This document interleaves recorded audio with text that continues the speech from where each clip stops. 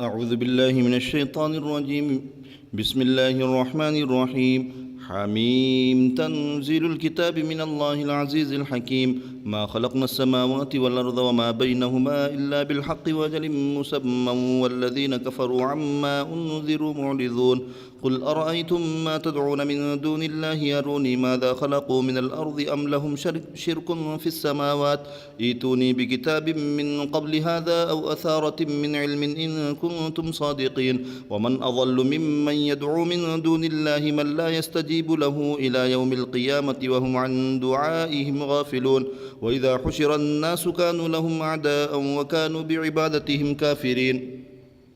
وإذا تتلى عليهم آياتنا بينات قال الذين كفروا للحق لما جاءهم هذا سحر مبين أم يقولون افتراه قل إن افتريته فلا تملكون لي من الله شيئا هو أعلم بما تفيضون فيه كفى به شهيدا بيني وبينكم وهو الغفور الرحيم. قل ما كنت بدعا من الرسل وما أدري ما يفعل بي ولا بكم إن أتبع إلا ما يوحى إلي وما أنا إلا نذير مبين. قل أرأيتم إن كان من عند الله وكفرتم به وشهد شاهد من بني إسرائيل على مثله فآمن واستكبرتم إن الله لا يهدي القوم الظالمين. وقال الذين كفروا للذين آمنوا لو كان خيرا ما سبقونا إليه وإذ لم يهتدوا به فسيقولون هذا إفك قديم ومن قبله كتاب موسى إماما ورحمة وهذا كتاب مصدق لسانا عربيا لينذر الذين ظلموا وبشرى للمحسنين. إن الذين قالوا ربنا الله ثم استقاموا فلا خوف عليهم ولا هم يحزنون أولئك أصحاب الجنة خالدين فيها جزاء بما كانوا يعملون. ووصينا الإنسان بوالديه إحسانا حملته أمه كرها ووضعته كرها وحمله وفصاله 30 شهرا حتى إذا بلغ أشده وبلغ 40 سنة قال رب أوزعني أن أشكر نعمتك التي أنعمت علي وعلى والدي وأن أعمل صالحا ترضاه وأصلح لي في ذريتي إني تبت إليك وإني من المسلمين. أولئك الذين نتقبل عنهم أحسن ما عملوا ونتجاوز عن سيئاتهم في أصحاب الجنة وعد الصدق الذي كانوا يوعدون. والذي قال لوالديه أف لكما أتعدانني أن أخرج وقد خلت القرون من قبلي وهما يستغيثان الله ويلك آمن إن وعد الله حق فيقول ما هذا إلا أساطير الأولين. أولئك الذين حق عليهم القول في قد خلت من قبلهم من الجن والإنس إنهم كانوا خاسرين. ولكل درجات مما عملوا وليوفيهم أعمالهم وهم لا يظلمون. ويوم يعرض الذين كفروا على النار أذهبتم طيباتكم في حياتكم الدنيا واستمتعتم بها فاليوم تجزون عذاب الهون بما كنتم تستكبرون في الأرض بغير الحق وبما كنتم تفسقون. واذكر أخا عاد إذ أنذر قومه بالأحقاف وقد خلت النذر من بين يديه ومن خلفه ألا تعبدوا إلا الله إني أخاف عليكم عذاب يوم عظيم. قالوا أجئتنا لتأفكنا عن آلهتنا فأتنا بما تعدنا إن كنت من الصادقين. قال إنما العلم عند الله وأبلغكم ما أرسلت به ولكني أراكم قوما تجهلون. فلما رأوه عارضا مستقبل أوديتهم قالوا هذا عارض ممطرنا بل هو ما استعجلتم به ريح فيها عذاب أليم تدمر كل شيء بأمر ربها فأصبحوا لا يرى إلا مساكنهم كذلك نجزي القوم المجرمين.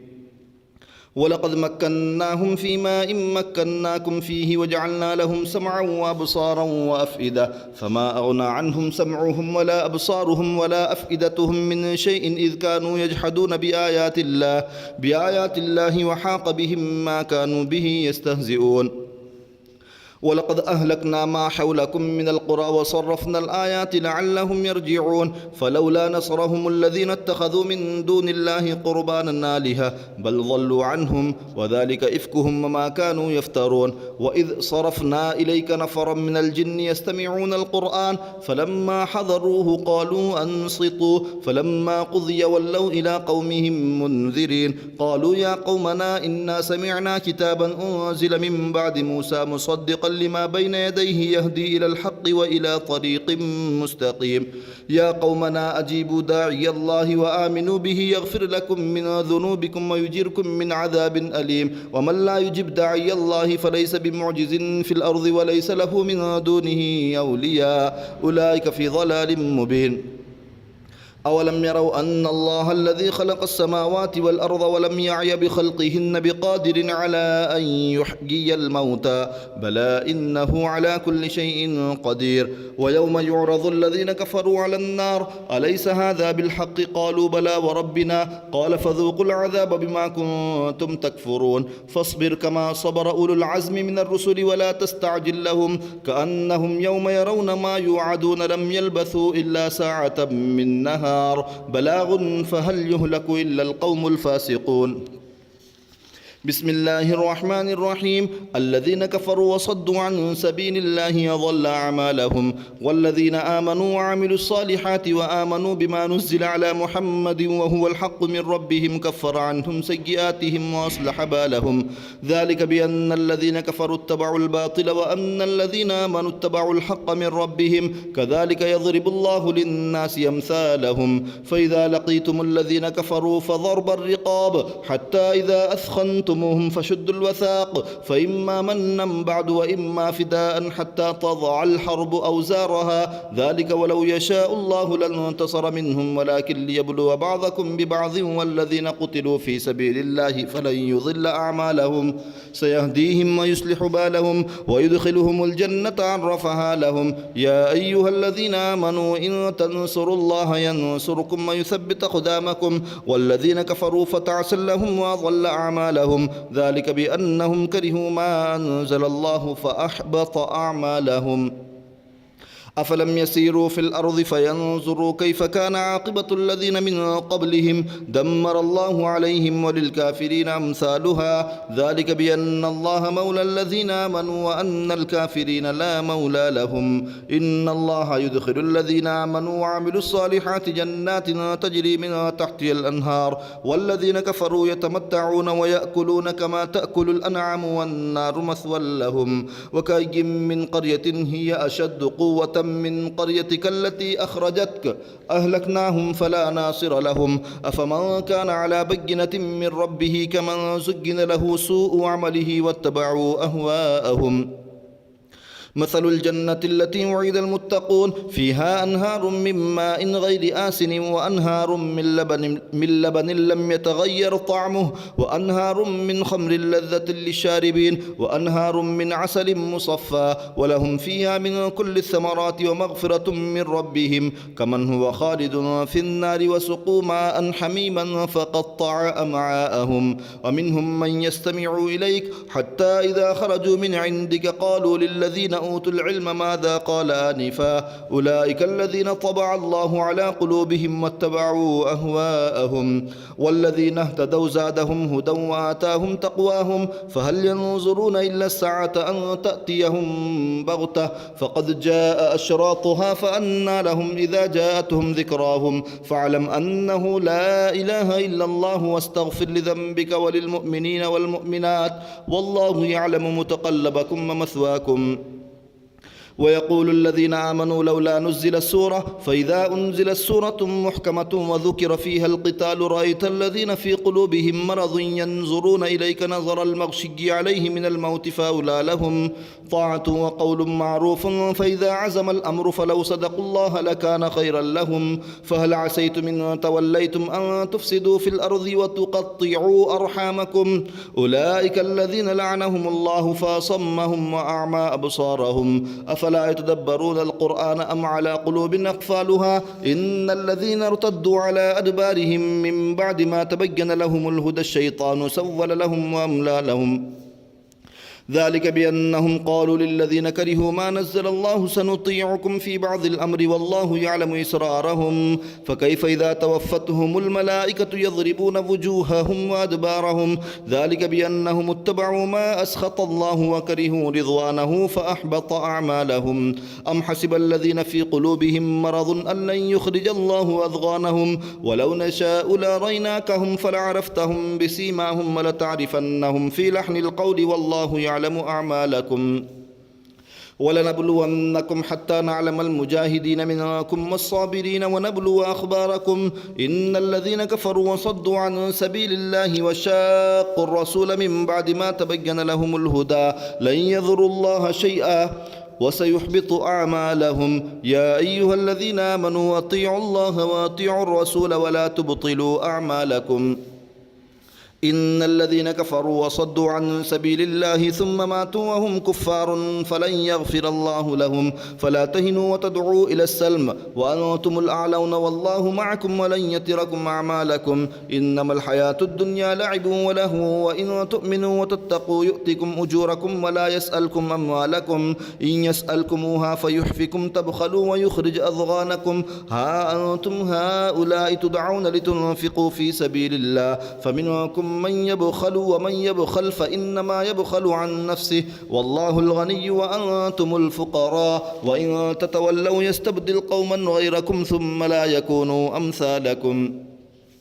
بسم الله الرحمن الرحيم إنا فتحنا لك فتحا مبينا ليغفر لك الله ما تقدم من ذنبك وما تأخر ويتم نعمته عليك ويهديك صراطا مستقيما وينصرك الله نصرا عزيزا هو الذي أنزل السكينة في قلوب المؤمنين ليزدادوا إيمانا مع إيمانهم ولله جنود السماوات والأرض وكان الله عليما حكيما ليدخل المؤمنين والمؤمنات جنات تجري من تحتها الأنهار خالدين فيها ويكفر عنهم سيئاتهم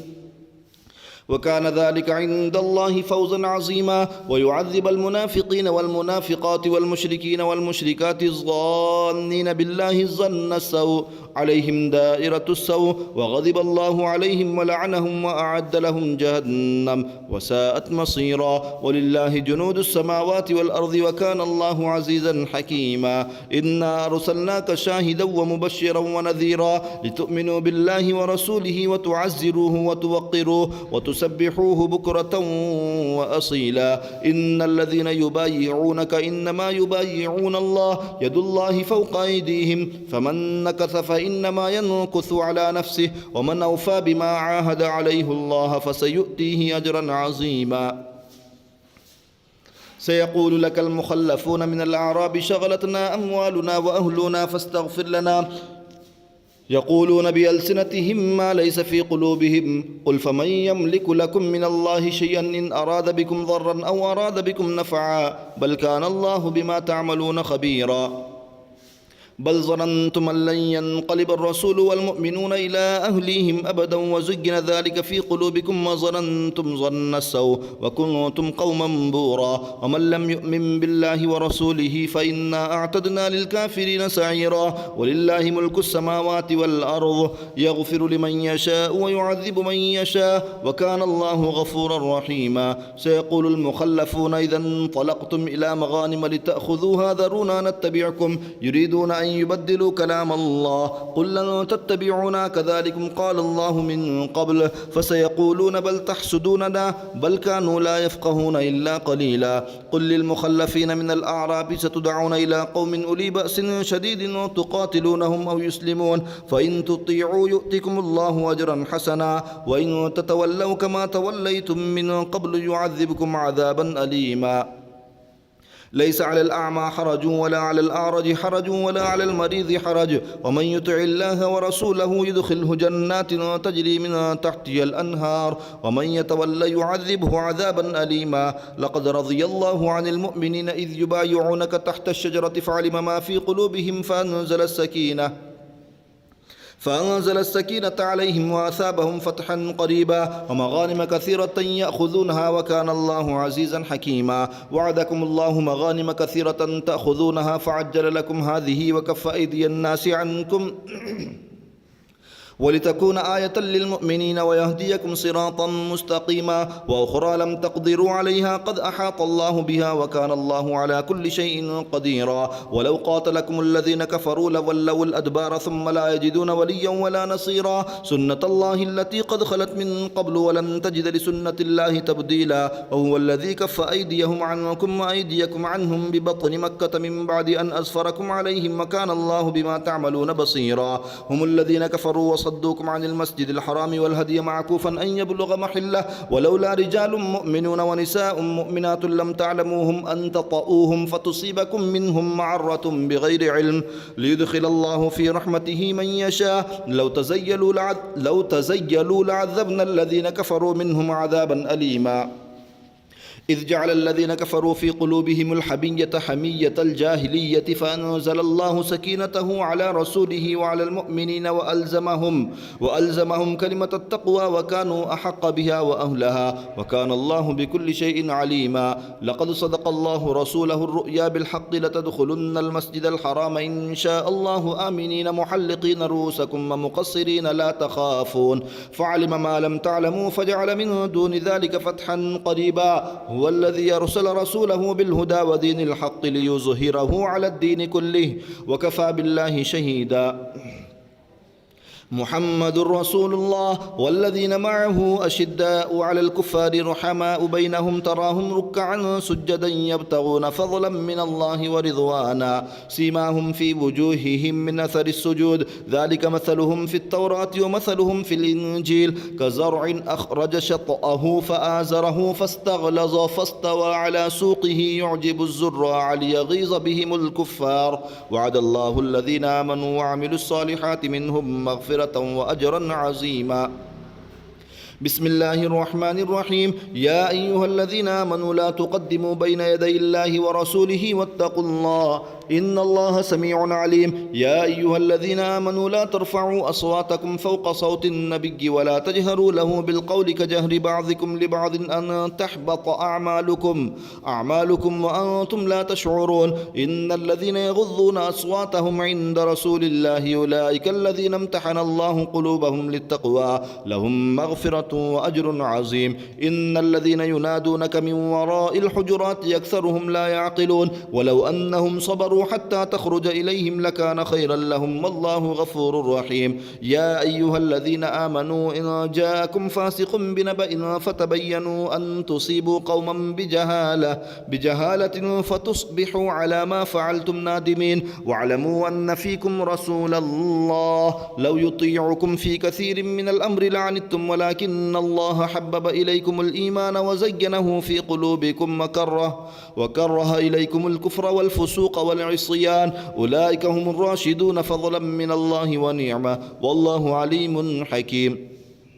وإن طائفتان من المؤمنين اقتتلوا فأصلحوا بينهما فإن بغت إحداهما على الأخرى فقاتلوا التي تبغي حتى تفيء إلى أمر الله فإن فاءت فأصلحوا بينهما بالعدل وأقسطوا إن الله يحب المقسطين إنما المؤمنون إخوة فأصلحوا بين أخويكم واتقوا الله لعلكم ترحمون يا أيها الذين آمنوا لا يسخر قوم من قوم عسى أن يكونوا خيرا منهم ولا نساء من نساء عسى أن يكن خيرا منهن ولا تلمزوا أنفسكم ولا تنابزوا بالألقاب بئس الاسم الفسوق بعد الإيمان ومن لم يتب فأولئك هم الظالمون يا أيها الذين آمنوا اجتنبوا كثيرا من الظن إن بعض الظن إثم ولا تجسسوا ولا يغتب بعضكم بعضا أيحب أحدكم أن يأكل لحم أخيه ميتا فكرهتموه واتقوا الله إن الله تواب رحيم يا أيها الناس إنا خلقناكم من ذكر وأنثى وجعلناكم شعوبا وقبائل لتعارفوا إن أكرمكم عند الله يتقاكم إن الله عليم خبير قالت الأعراب آمنا قل لم تؤمنوا ولكن قولوا أسلمنا ولما يدخل الإيمان في قلوبكم وإن تطيعوا الله ورسوله لا يلدكم من أعمالكم شيئا إن الله غفور رحيم إنما المؤمنون الذين آمنوا بالله ورسوله ثم لم يرتابوا وجاهدوا بأموالهم وأنفسهم في سبيل الله أولئك هم الصادقون قل تعلمون الله بدينكم والله يعلم ما في السماوات وما في الأرض والله بكل شيء عليم يمنون عليك أن أسلموا قل لا تمنوا علي إسلامكم بل الله يمن عليكم من هداكم للإيمان إن كنتم صادقين إن الله يعلم غيب السماوات والأرض والله بصير بما تعملون بسم الله الرحمن الرحيم قاف والقرآن المجيد بل عجبوا أن جاءهم منذر منهم فقال الكافرون هذا شيء عجيب أئذا متنا وكنا ترابا ذلك رجع بعيد قد علمنا ما تنقص الأرض منهم وعندنا كتاب حفيظ بل كذبوا بالحق لما جاءهم فهم في أمر مريج أفلم ينظروا إلى السماء فوقهم كيف بنيناها وزيناها وما لها من فروج والأرض مددناها وألقينا فيها رواسي وأنبتنا فيها من كل زوج بهيج تبصرة وذكرى لكل عبد منيب ونزلنا من السماء ماء مباركا فأنبتنا به جنات وحب الحصيد والنخل باسقات لها طلع نضيد رزقا للعباد وأحيينا به بلة ميتا كذلك الخروج كذبت قبلهم قوم نوح وأصحاب الرس وثمود وعاد وفرعون وإخوان لوط وأصحاب الأيكة وقوم تبع كل كذب الرسل فحق وعيد أفعينا بالخلق الأول بل هم في لبس من خلق جديد ولقد خلقنا الإنسان ونعلم ما توسوس به نفسه ونحن أقرب إليه من حبل الوريد إذ يتلقى المتلقيان عن اليمين وعن الشمال قعيد ما يلفظ من قول إلا لديه رقيب عتيد وجاءت سكرة الموت بالحق ذلك ما كنت منه تحيد ونفخ في الصور ذلك يوم الوعيد وجاءت كل نفس معها سائق وشهيد لقد كنت في غفلة من هذا فكشفنا عنك غطاءك فبصرك اليوم حديد وقال قرينه هذا ما لدي عتيد ألقيا في جهنم كل كفار عنيد مناع للخير معتد مريب الذي جعل مع الله إلها آخر فألقياه في العذاب الشديد قال قرينه ربنا ما أطغيته ولكن كان في ضلال بعيد قال لا تختصموا لدي وقد قدمت إليكم بالوعيد ما يبدل القول لدي وما أنا بظلام للعبيد يوم نقول لجهنم هل امتلأت وتقول هل من مزيد وأزلفت الجنة للمتقين غير بعيد هذا ما توعدون لكل أواب حفيظ من خشي الرحمن بالغيب وجاء بقلب منيب ادخلوها بسلام ذلك يوم الخلود لهم ما يشاءون فيها ولدينا مزيد وكم أهلكنا قبلهم من قرن هم أشد منهم بطشا فنقبوا في البلاد هل من محيص إن في ذلك لذكرى لمن كان له قلب أو ألقى السمع وهو شهيد ولقد خلقنا السماوات والأرض وما بينهما في 6 أيام وما مسنا من لغوب فاصبر على ما يقولون وسبح بحمد ربك قبل طلوع الشمس وقبل الغروب ومن الليل فسبحه وأدبار السجود واستمع يوم ينادي المناد من مكان قريب يوم يسمعون الصيحة بالحق ذلك يوم الخروج إنا نحن نحيي ونميت وإلينا المصير يوم تشقق الأرض عنهم سراعا ذلك حشر علينا يسير نحن أعلم بما يقولون وما أنت عليهم بجبار فذكر بالقرآن من يخاف وعيد بسم الله الرحمن الرحيم والذاريات ذروا فالحاملات وقرا فالجاريات يسرا فالمقسمات أمرا إنما توعدون لصادق وإن الدين لواقع والسماء ذات الحبك إنكم لفي قول مختلف يؤفك عنه من أفك قتل الخراصون الذين هم في غمرة ساهون يسألون أيان يوم الدين يوم هم على النار يفتنون ذوقوا فتنتكم هذا الذي كنتم به تستعجلون إن المتقين في جنات وعيون آخذين ما آتاهم ربهم إنهم كانوا قبل ذلك محسنين كانوا قليلا من الليل ما يهجعون وبالأسحار هم يستغفرون وفي أموالهم حق للسائل والمحروم وفي الأرض آيات للموقنين وفي أنفسكم أفلا تبصرون وفي السماء رزقكم وما توعدون فورب السماء والأرض إنه لحق مثل ما أنكم تنطقون هل أتاك حديث ضيف إبراهيم المكرمين إذ دخلوا عليه فقالوا سلاما قال سلام قوم منكرون فراغ إلى أهله فجاء بعجل سمين فقربه إليهم قال لا تأكلون فأوجس منهم خيفة قالوا لا تخف وبشروه بغلام عليم فأقبلت امرأته في صرة فصكت وجهها وقالت عجوز عقيم قالوا كذلك قال ربك إنه هو الحكيم العليم